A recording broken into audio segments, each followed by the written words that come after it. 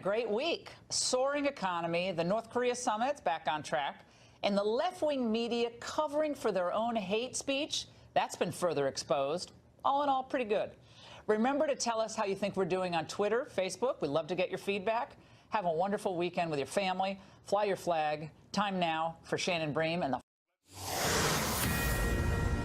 This is a Fox News alert. Major developments at this hour on North Korea and China. Breaking news from Secretary of Defense Jim Mattis. Plus, the Singapore summit is back on.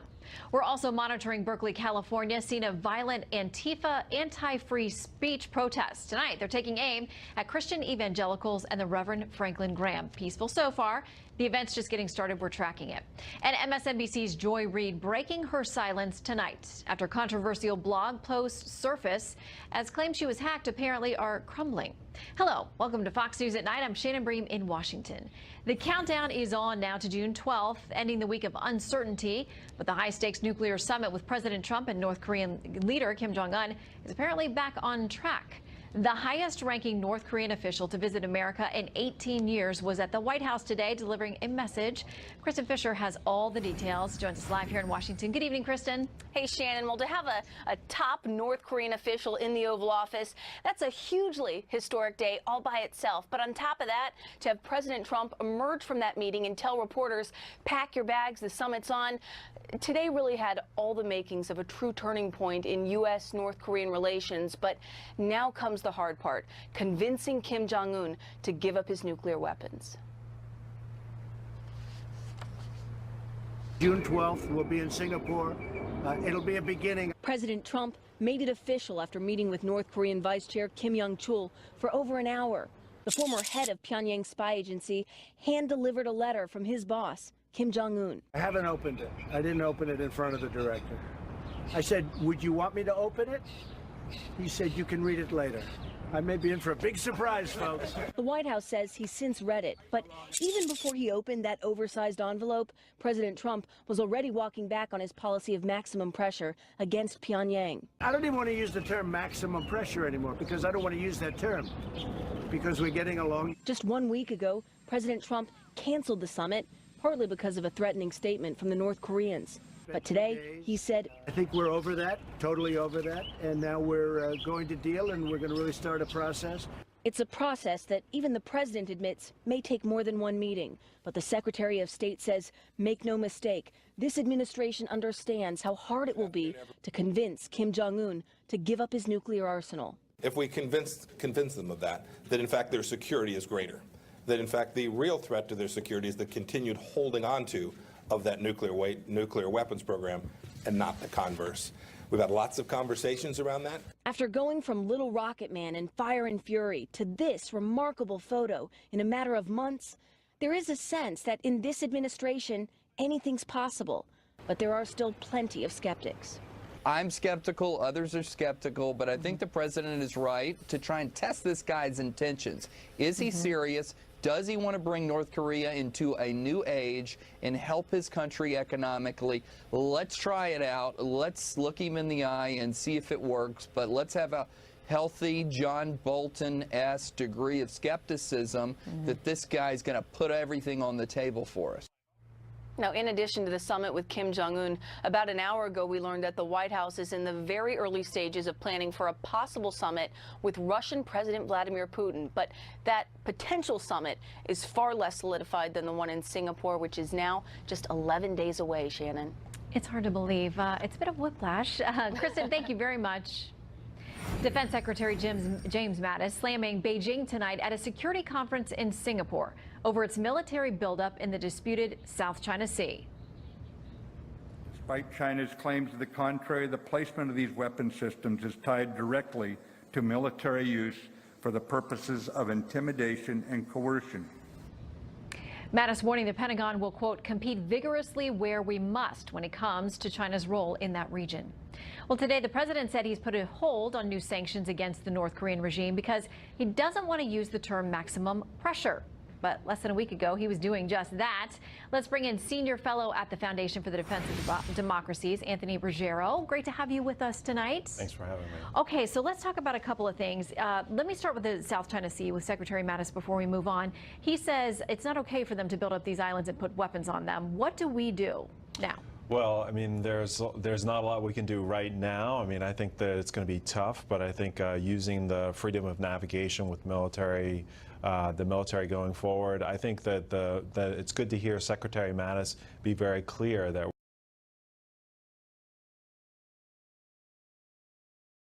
we're going to object to this, and we're going to work with our allies, build up our allies' military to fight against China, who's basically saying that they're going to do whatever they want to these artificial islands. And they've been pretty unchecked for the most part over the last few years with respect to that. So let's talk about North Korea now. This top North Korean official, General Kim, today with the president, we're told he was just going to drop off this letter from Kim Jong-un. They ended up talking for nearly an hour and a half. What does that say to you? Well, it says to me that the North Koreans really want this summit. They've done a 180, really, just as the Trump administration has done a 180 as well. I think, you know, it was only a week ago that we were talking about the summit was going to be canceled and we're going back to maximum pressure. And now apparently maximum pressure is off the table, and now we're back to the summit. But really, this is all, you know, window dressing for the real question. Has North Korea decided to denuclearize? And it doesn't look like they have made that strategic decision, with the evidence coming out today that the explosions at the test site were nothing more than just theater. So they really haven't done anything right now. Okay, I want to play something the president said today about how he views this playing out. Here's what he said. I think the relationship we have right now with North Korea is as good as it's been in a long time. They had no relationship under the previous administration.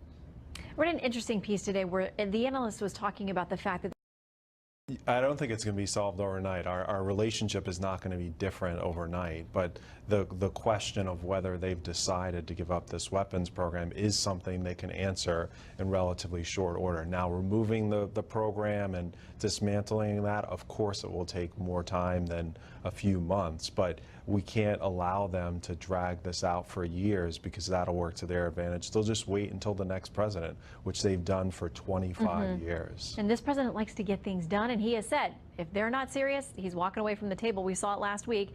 So we'll watch and see. I can't believe it's just 11 days away. Anthony, thanks for joining us tonight. Thanks for having me. Good to have you. All right, new questions tonight for Deputy Attorney General Rod Rosenstein surrounding his role in the firing of former FBI Director James Comey. All of this coming to light because of ousted FBI official Andrew McCabe's secret memos. Chief Intelligence Correspondent Catherine Harridge has details for us. Catherine? Shannon, the Deputy Attorney General Rod Rosenstein, who has oversight for the Special Counsel Russia investigation, is under new pressure tonight to recuse himself. Earlier today, Fox News obtained this letter from senior Senate Republican Lindsey Graham, who questions whether Rosenstein has a conflict of interest. The special counsel probe, led by Robert Mueller, is investigating obstruction and the firing of FBI Director James Comey. When President Trump fired Comey a year ago, the president cited a memo drafted by Rosenstein about Comey's handling of the Clinton email case. In today's letter, Senator Graham asked the Deputy Attorney General whether he is a witness for the special counsel obstruction investigation. Quote, when President Trump fired Director Comey in May 2017, he relied on a memorandum prepared by you to justify the firing. If so, should you recuse yourself from further interactions with and oversight of the Mueller investigation? After Comey was fired, he testified to Congress last year about the episode and what he described as shifting explanations from the White House. The president and I had had multiple conversations about my job, both before and after he took office. And he had repeatedly told me I was doing a great job and he hoped I would stay. So it confused me when I saw on television the president saying that he actually fired me because of the Russia investigation. The Justice Department confirmed to Fox that they have the senator's letter but offered no further comment. In a separate development, the long-awaited Inspector General's report that looks at the FBI and Justice Department's decision-making leading up to the 2016 election has now been pushed off for at least a week. A hearing is on the calendar for June 11th. Shannon? Catherine Harridge, thank you very much. Well, days before California's massive primary, the Reverend Franklin Graham, the son of the famed preacher Billy Graham, is speaking tonight in an unusual place, Berkeley, California. epicenter of those violent attacks by so-called anti-fascist or Antifa, when conservative speakers show up to speak. Antifa is planning to be there tonight, too, for this Christian rally. Trace Gallagher is here to tell us how it is looking tonight. Trace?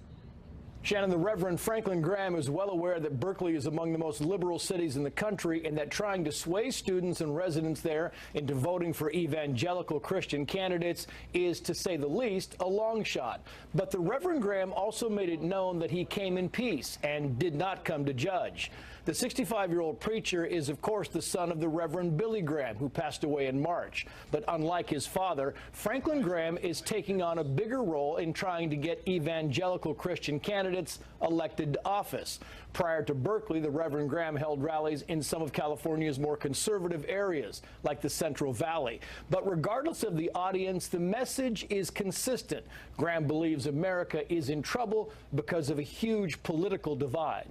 The election is over, and I think we need to try to pull together Democrats and Republicans, and we need to work together for the good of our country. There is also a certain irony about a conservative Christian preacher holding his rally in a park named after liberal icon and civil rights leader Cesar Chavez in an area that firmly supports both abortion rights and gay marriage. And although some notices on social media called for demonstrators to protest the Reverend's speech, the gathering appeared to be very civil. A sharp contrast to the February 2017 scheduled appearance of right-wing speaker Milo Yiannopoulos, which was canceled when a group of left-wing protesters set fires, damaged property, and attacked members of the crowd. Conservative speeches at UC Berkeley by Ann Coulter and Ben Shapiro were also canceled because of clashing protesters. Tonight, the Reverend Graham's message may not have been totally embraced, but at least it got out. I'm not trying to turn the state red or blue or anything else. Let's go penetrate the blue wall, not for politics, but the blue wall represents secularism. Let's penetrate the blue wall for Jesus Christ. So that's what I'm here to do. But I'm not here for politics. Before the California primary on Tuesday night, the Reverend Graham will make a few more Golden State stops, albeit in surroundings that promise to be a bit more welcoming. Shannon. Trace Gallagher, thank you very much. Well, Tuesday's jungle primary in California means both political parties are scrambling. The top two vote-getters, regardless of party, will advance to the general election. According to the Real Clear Politics average of polls on the governor's race, those two are currently the state's Democratic Lieutenant Governor Gavin Newsom and my next guest, who, yes, is a Republican. New analysis from the Sacramento Bee shows voters are abandoning their party affiliation at a growing rate.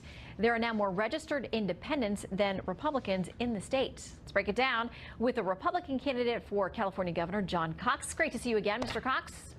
Great to be with you again, Shannon. Okay, Thank you. Let's talk about these numbers because more than 250,000 folks have abandoned both the Democrat and Republican parties in California. There's been a boost to independent voters, but it now means Republicans are essentially a third party. Well, you know, I think that's a misnomer because now we have this jungle primary. It's not a closed primary, so your party registration really doesn't mean as much. I think the issue, Shannon, is how are people feeling about the management of their state? And I'm telling you right now, the people of this state, I don't care if they're independent, I don't care if they're Republican or Democrat, they are upset about how this state is being managed. And I talked to Reverend Graham this afternoon, as a matter of fact, and he's out trying to get civility back in politics, trying to get corruption out of politics. That's exactly what I'm talking about, because the people of this state have the worst affordability, the worst quality of life. They just can't make it here anymore.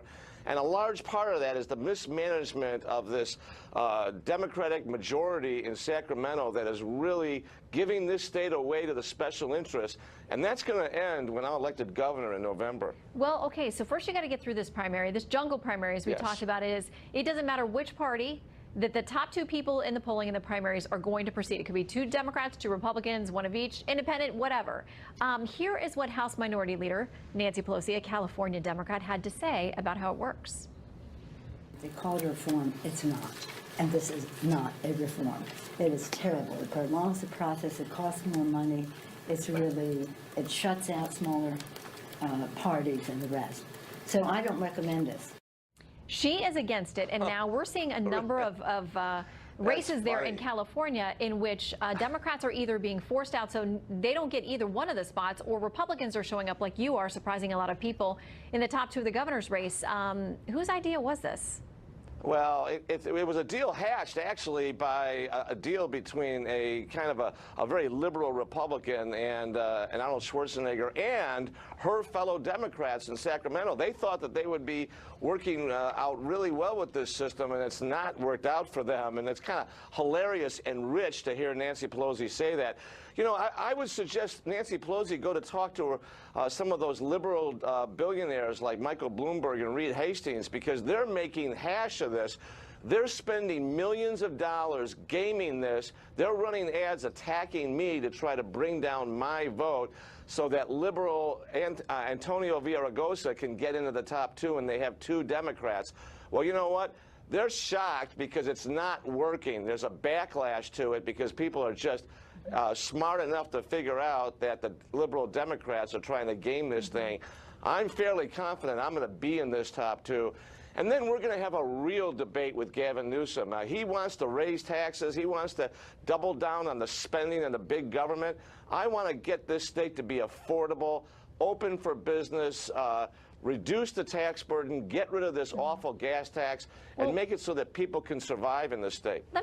We only have a few seconds left, but I want to make sure to ask you about immigration, because it's interesting that the polling shows a lot. I mean, the majority of people in California, regardless of party, aren't really excited about the sanctuary city policies that the state has enacted, and yet they keep electing progressive people who are enacting those policies. So where is the disconnect on that issue? No, well, they're going to have a big alternative in November because I'm opposed to the sanctuary state. And, you know, the reason people don't like it, Shannon, is because they know that what it means is that if our local sheriff has an MS-13 member in their lockup, they can't let ICE know about it, immigration authorities, and that's ridiculous. I don't want to live next to an MS-13 member, and nobody does. And we're talking about deporting criminal, illegal aliens. That ought not to be controversial. And that's why Gavin Newsom's sanctuary state policy is going to end in November when I'm elected governor. All right, we will watch the primary Tuesday night. We'll have live coverage here, of course, on Fox News at night. We'll check back in with you, see how that goes on the road to November. Thank you. Thank you, John. Thank you. Thank you. Appreciate it. All right, the president tweeted out a teaser early this morning, and the May jobs report lived up to the hype, with unemployment down to an 18-year low. We have some of the best economic numbers we've ever had as a nation, and that goes a long way. And we're building something very special. And Friday night means night court. You, our jury, will hear a case arguing that the poor should get a break on traffic fines because they can't afford them. Stay with us.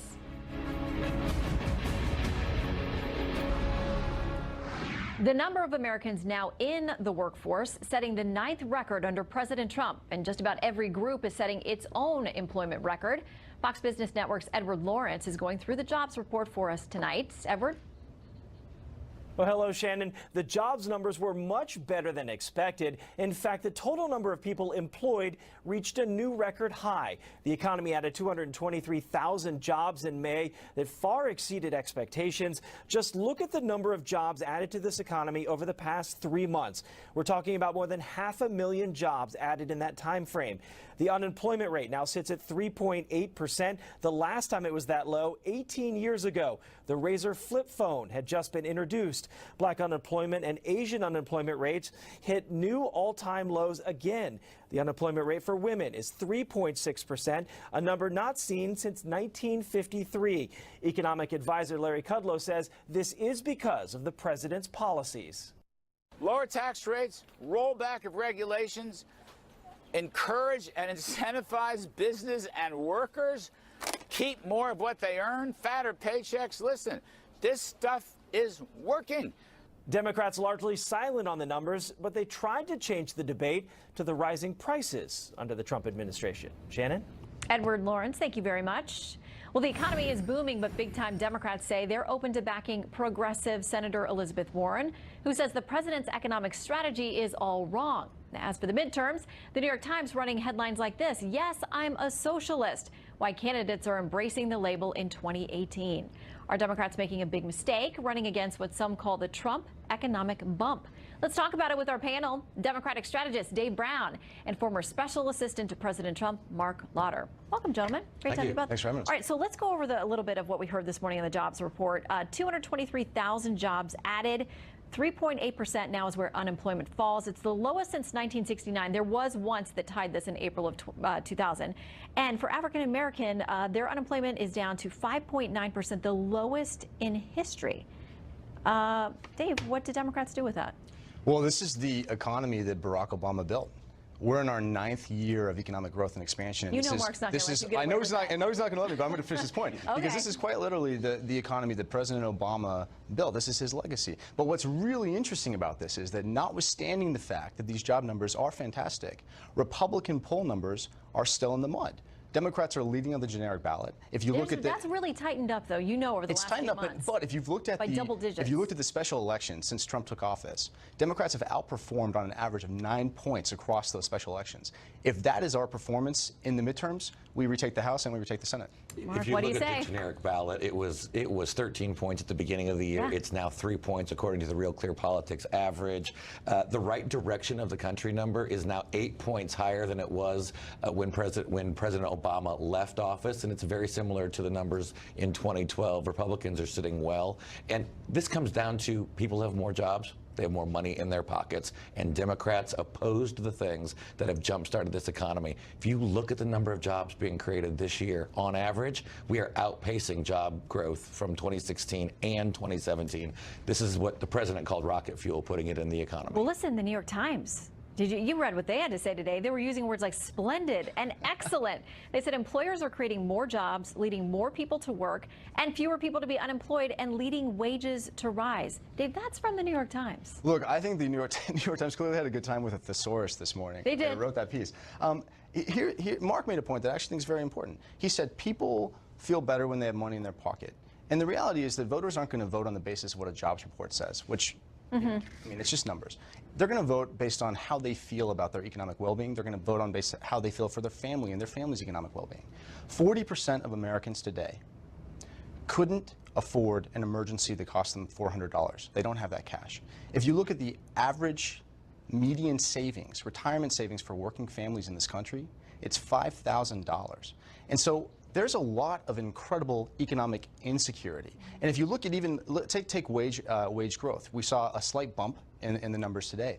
But it's up nearly workers 3% over the past 12 months. Sure, great, over the past 12 months. But workers have seen stagnant wages, all the while CEO pay astronomical, 300, 400% higher than workers. But when you look at the increases now, you look at the more money being in their pockets because of tax cuts that Democrats opposed, the president and Republicans passed. When you look at the bonuses that are being handed out to millions of workers, and the fact that we have more jobs in our economy, which is going to put even more pressure on wages to go up. Except as Mark, companies have to fight to keep the workers they have. Mark, I would have said money in the pocket, and until the gas prices have jumped. I mean, the gas prices have already eaten the tax break that the poorest Americans received, who, by the way, are being disproportionately affected by higher gas prices, poor Americans. Also the people who received 1% of Americans received 84% of the benefit of the tax cut. Let's talk about Tax Policy Center, which is nonpartisan. If anything, people think it leans to the left. It said 85% of Americans were getting a cut under the tax cut. 10% were just going to remain even, only 5%. And Shannon, I'm going to quote also from Tax Policy Center when they say that the top 1% of American taxpayers are getting about 83%. Well, you know how much, of the you know tax what cut the percentage of taxes they pay. Sure, except if Donald Trump was sincere when he said this was going to be a tax cut for the middle class, why on earth didn't he give a tax cut, a real meaningful tax cut to the middle class? 85% of America? There are teachers who haven't seen raises. Let's bring Mark in. Let's remember, at the end of the day, I think the Democrats have cried wolf on the economy one too many times. Hillary Clinton said the economy was going to tank because of the election of Donald Trump, and Nancy Pelosi called it Armageddon, the tax cut plan. Americans see through it. They see that there's more money in their pockets. They see more jobs. They see more companies investing in their communities and adding more jobs. That's why you see the right direction number going up in this country. People are more confident, and they're going to show that when it comes down to an election in November, where it's, do you want to keep your tax cut? Or right now, the Democrats are offering a message of resistance and higher taxes. You're talking about the crumbs, right? Crumbs, Armageddon, yep. All right. Dave and Mark, it's great to have you both here with us on a Friday night. Come back. Definitely. We will. Definitely. All right, very good. All right, just 3 days after ABC canceled Roseanne, could another reboot already be in the works? We're going to bring you the newest twist on that story. Plus, there is a skeleton in the closet of this progressive pundit, one of her own making, and today she's talking about it. And with the Iranian nuclear deal in limbo, it appears the regime in Tehran back up to its old tricks. Stick around.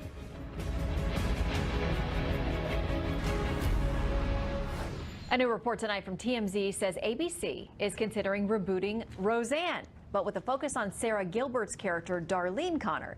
The rebranding report comes in the wake of the show's cancellation on Tuesday over a racist tweet sent by Roseanne Barr aimed at former Obama aide Valerie Jarrett. Well, MSNBC host Joy Reid apologizing for blog posts that she once blamed on hackers. The latest controversy revolves around a 2007 post that included a photoshopped depiction of Senator John McCain's head on a school shooter's body. Leland Vitter joins us now with Reid's newest explanation, as she is the third media figure in hot water this week. Good evening, Leland. Good evening, Shannon. Gone now really are the claims that hackers posted her inflammatory blog posts, and now Reid says she's sorry and a better person. Here's the statement. While I published my blog starting in 2005, I wrote thousands of posts in real time on the issues of the day. There are things I deeply regret and am embarrassed by, things I would have said differently, and issues where my position has changed. Among those blog posts uncovered the Photoshop picture of John McCain onto the body of the Virginia Tech shooter posted in 2007 and uncovered by BuzzFeed, is titled by Joy Reid, Baghdad John Strikes Again, a reference to McCain's statement he would follow Osama bin Laden to the gates of hell. From her statement, to be clear, I have the highest respect for Senator McCain as a public servant and patriot and wish him and his family the best. The Federalist found a July 2006 post in which she called CNN host Wolf Blitzer a, quote, AIPAC hack, saying he was promoting the interests of Israel over being a journalist. Responding to that and other parts of her blogs that traded on 9/11 conspiracy theories, Reid wrote, there is no question in my mind that al-Qaeda perpetrated the 9/11 attacks or about Israel's right to its sovereignty. From MSNBC now, where she hosts the AM Joy Weekend morning program, some of the things written by Joy on her old blog are obviously hateful and hurtful. Joy has apologized publicly and privately and said she has grown and evolved in the many years since, and we know this to be true. And Joy Reid had a long time to think about this apology. As you might remember, Shannon, this started 7 months ago when she said hackers were responsible for old blog posts that were blatantly anti-gay and included expressions of disgust towards men kissing. Okay, so what is the media reaction now to this? Not perhaps what you would think it could be. From the Washington Post's The Fix, this was their headline, MSNBC's Joy Reid is losing her standing to criticize. And here's a quote. A newsmaker appears to have offended the LGBT community, embraced the work of conspiracy theorist Alex Jones, and attacked Senator John McCain. And it's not President Trump. Fox host Sean Hannity offered a different take on his blog, saying, it's good to see Joy, who is no fan of mine, starting to take responsibility for her past remarks. Her apology should be accepted, and she should be given a chance to make it right and not fired. So far, the only person fired this week for their offensive musings, as we have seen, is Roseanne Barr. Okay, and usually one of the secondary things to come here is advertisers pulling from shows, boycotts. What's happening? All right, so with Barr and Reid, no advertisers pulled out. Samantha Bee is another story. Auto Trader and State Farm pulled their advertising, but as Advertising Age pointed out, Auto Trader hasn't advertised on her show in a couple of years. President Trump weighed in this morning about the comedian who used the C word to describe his daughter. Quote, why aren't they firing no talent Samantha Bee for the horrible language used on her low-rating show? A total double standard, but that's okay. We are winning, and we'll be doing so for a long time to come. For the most part, the left has rallied around Bee, blaming, of all people, the president for the lack of civility in her comments. We have reached a new place in our discussions, in our comedy, in Every politics. week we seem to be reaching a new place, don't we? Yeah, let's keep her on it. There we go. Thank you, Leland. All right, time now for Where in the World. Iran has not given up its pursuit of seeking technology that could lead to the development of weapons of mass destruction. That is according to a German intelligence assessment reported in the German media that found Tehran's pursuit of optimized missile delivery systems, you guessed it, remains unchanged. Vogue Arabia sparking online outrage, accused of being tone deaf for a cover featuring the daughter of the late King Faisal, who enforced the country's ban on female driver's licenses. She's behind the wheel of a car. Twitter users blasting Vogue because her family was partly responsible for the ban, which will be lifted at the end of this month. Vogue's Arabia editor-in-chief defending the cover in a statement saying it highlights and discusses key issues related to womanhood in the Arab world. Locals on Ibiza are reportedly thinking about suing Netflix. Now, if you haven't heard of it, Ibiza is the Spanish island best known for its endless dance parties. Netflix is carrying a new Will Ferrell movie the islanders say paints its beloved home in a negative light. By the way, Fox News Night dance party, just about 22 minutes away. It'll be on social media, not on air. Meanwhile, Amazon announcing it will block Australians from its international e-commerce websites in response to a hefty new tax the country is set to impose on international online purchases. Well, night court is up next. Our counselors have prepared their arguments, but you are the jury. A North Carolina law that revokes driver's licenses when people don't pay their fines. The ACLU is suing, saying it is unfair to the poor. And stay tuned for a closer look at one amazing new piece of aviation hardware could save military and civilian lives alike.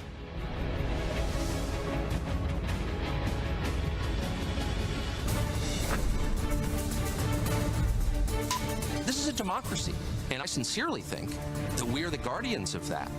We'll tell you what is going on, and you can decide what you think of it. But you have a right to know. In fact, you have a duty to know. There's a lot going on underneath the surface. How will historians assess this moment? I really care about what happens to the country. This is it. This is all I'm ever going to do. It's all I've ever done. It's all I've ever wanted to do, and I'm grateful for it.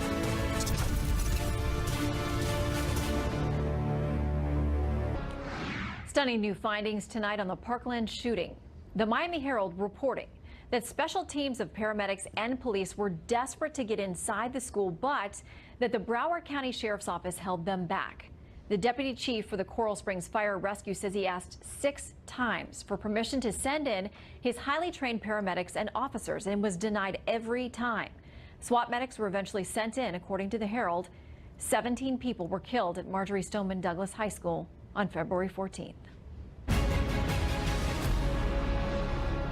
It is time now for Night Court. On the docket tonight, long the butt of jokes over its long lines and infuriating bureaucracy. The DMV is the target of a lawsuit tonight. The ACLU and Southern Poverty Law Center going after the North Carolina DMV. It enforces a law that automatically revokes driver's licenses for people who don't pay traffic fines within 40 days of a final court judgment. Well, the plaintiffs say that's not fair to the poor who can't waste precious dollars on traffic tickets. The plaintiffs want all the licenses that have been revoked, and there are a lot, to be restored and the law blocked. Let's talk about it with tonight's Legal Eagles, Eric Guster, civil and criminal trial attorney, and Doug Burns, former federal prosecutor. Gentlemen, welcome to you both.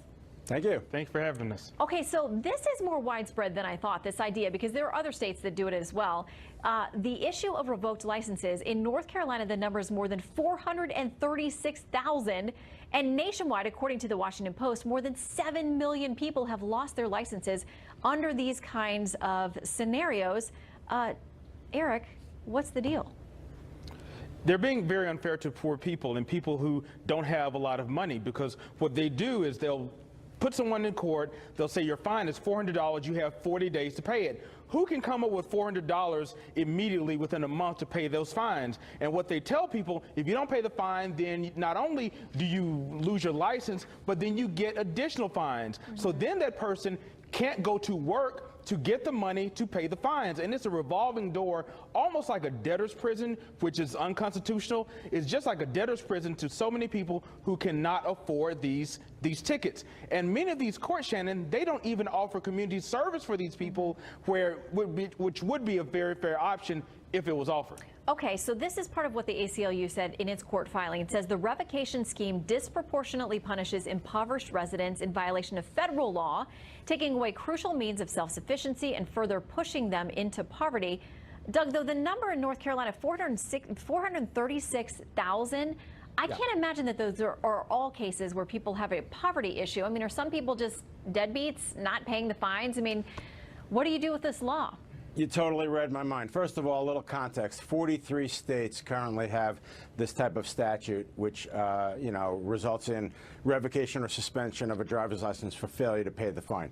To your point, I understand what Eric's saying, and he's right. If it targets somebody who absolutely cannot pay the fine, that's one issue. But mixing apples and oranges together, you also have a lot of people who have the money to pay the fine and simply don't pay it. So the proof's going to be in the statistical pudding. This is a class action, so it's going to be very interesting to see how many people fall into category A, which is they have the money and aren't paying, or B, as Eric was saying, they simply can't pay. And by the way, in the lawsuit, the notice gives them 60 days after the 40 days. When you get a revocation notice, it says you have 60 days to clear it up. And in my experience, day to day, you can go to a court, cite hardship, make arguments, etc. Okay, so you're talking 100 days total from the time you get the notice or the judgment till the license is gone for good if you haven't made any reparations. Now, Eric and Doug, you guys know, we talked during the commercial, when I put this case out to social media, and our viewers, who are the jury in these cases, there was a lot of tough love out there. People saying, if you can't handle this, don't drive a car, don't break the law, don't break the fines, or use public transportation. Eric, how do you respond?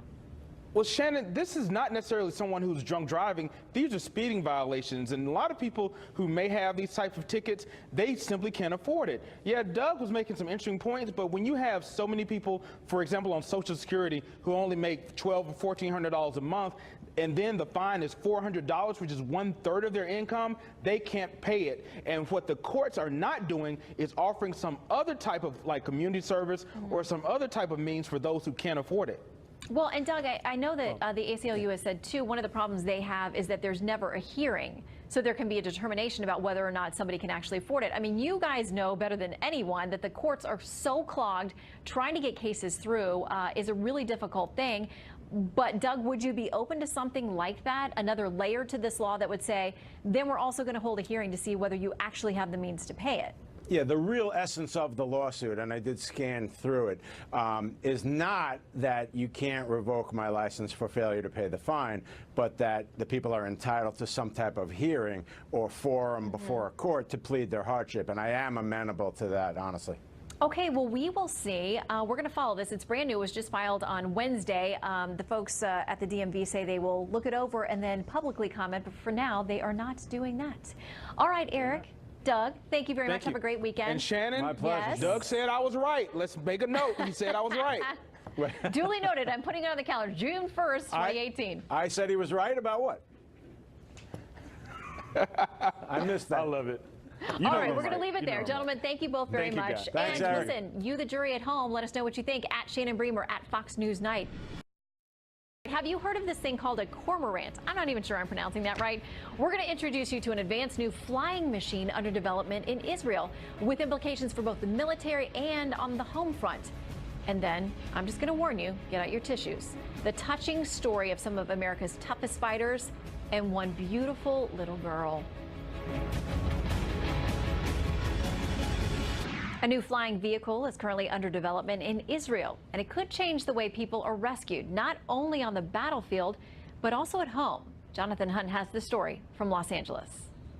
It is real, it is flying, and we are going to have it here in the United States in the next few years. This is it, the Cormorant, a flying vehicle that could not only save American lives on battlefields a world away, but also on highways right here at home. There's the concept of the golden hour, is that in order to maximize survivability in an accident, you need to get to that victim and get that victim evacuated into medical attention within an hour. The idea for a vehicle that can go where helicopters can't was born out of the 2006 Israel-Hezbollah war, where it took on average 5.5 hours to evacuate wounded Israeli soldiers. One is the ground-to-air fire. The other is that because of the physical limitations of the helicopter's rotor, it cannot land in a mountainous or obstacle-rich area. The Cormorant is currently being designed and tested in Israel, with keen interest and support from the Israeli military. But the long-term plan is for production to move to the United States, and for both pilotless and piloted models to be available for military and civilian emergencies.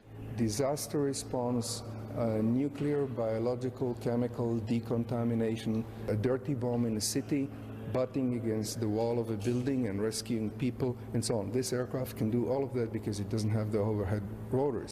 Urban Aeronautics says it hopes to be producing the Cormorant here in the U.S. by 2022. The company calls it a win-win for everyone. Israeli technology, U.S. production, and potentially countless lives saved. Shannon? Thanks so much, Jonathan. Well, tonight's hero, the storied 82nd Airborne Division. Last August, Army Specialist Chris Harris was killed while serving in Afghanistan, just days after learning he would be a father. Christian Michelle Harris was born on March 17th, the same day her father's compatriots came home. Well, now the images from a very special photo shoot with the baby surrounded by the love of the 82nd Airborne. It's gone viral after being shared on Facebook by Chris's widow, Britt.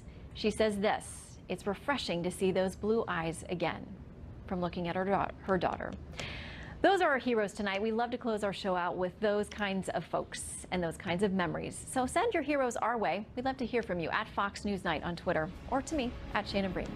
Meanwhile, have a great weekend. Most watched, most trusted, and most grateful you spent the evening with us. Good night from Washington. I'm Shannon Bream.